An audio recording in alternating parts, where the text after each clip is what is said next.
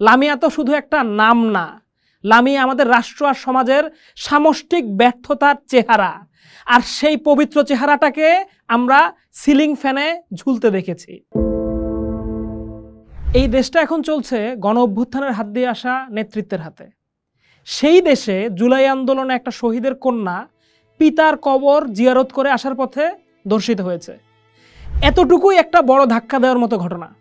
কিন্তু দুঃখের বিষয়, ঘটনাটা সেখানে শেষ হয়নি। ধর্ষণের শিকার সেই মেয়েটা এবার আত্মহত্যা করেছে। ঘটনাটা যত বড়, আমাদের রাষ্ট্র আর সমাজের প্রতিক্রিয়া কি ততটা বড় আকারে দেখা যাচ্ছে? এত বড় একটা অভ্যুত্থানের 1 বছর পার হওয়ার আগেই এই অভ্যুত্থানের শহীদ এক আন্দোলনকারীর পরিবারের সাথে এমন একটা ঘটনা ঘটে গেল।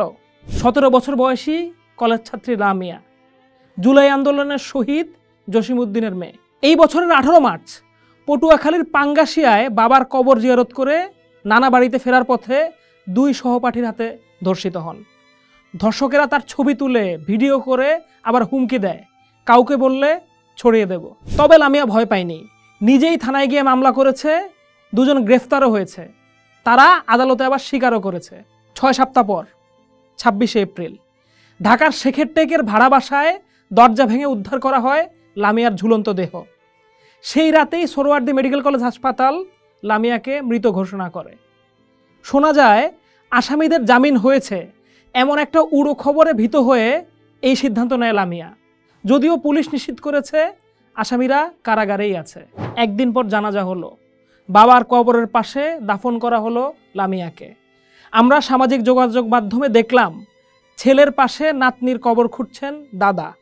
এই নির্মম দৃশ্য দেখে শোকে যখন স্তব্ধ সামাজিক যোগাযোগ মাধ্যম, তখন আমাদের সামনে এসে দাঁড়ায় তীব্র কিছু প্রশ্ন। প্রথম প্রশ্ন, 18ই মার্চের পর প্রায় 6 সপ্তাহ সময় পার হয়েছে।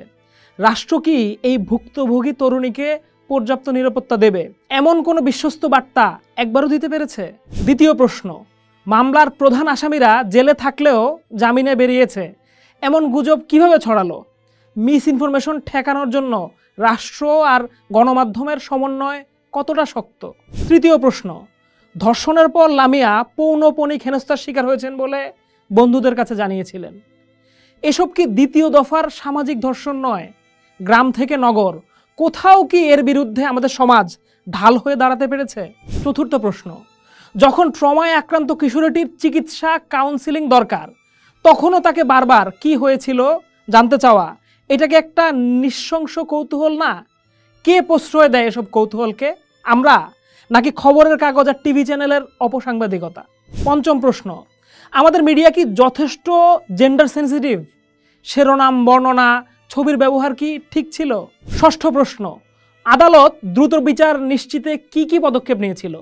তদন্ত, মেডিকেল, লিগ্যাল রিপোর্ট, সাক্ষ্য গ্রহণ, 6 সপ্তাহে কতদূর অগ্রগতি দেখেছি আমরা?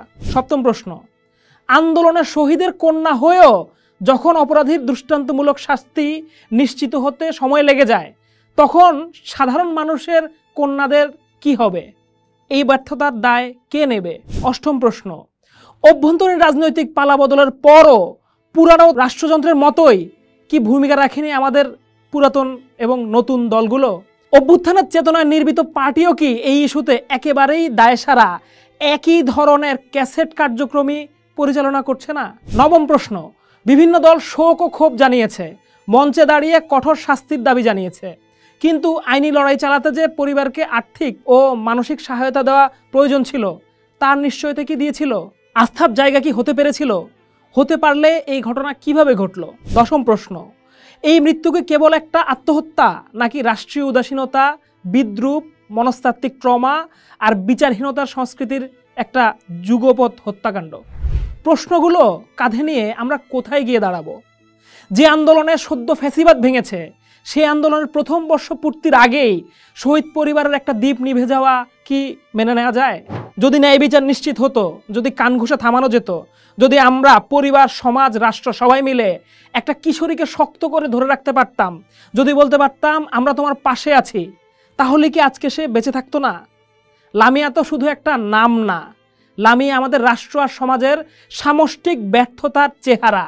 আর সেই পবিত্র চেহারাটাকে আমরা সিলিং ফ্যানে ঝুলতে দেখেছি।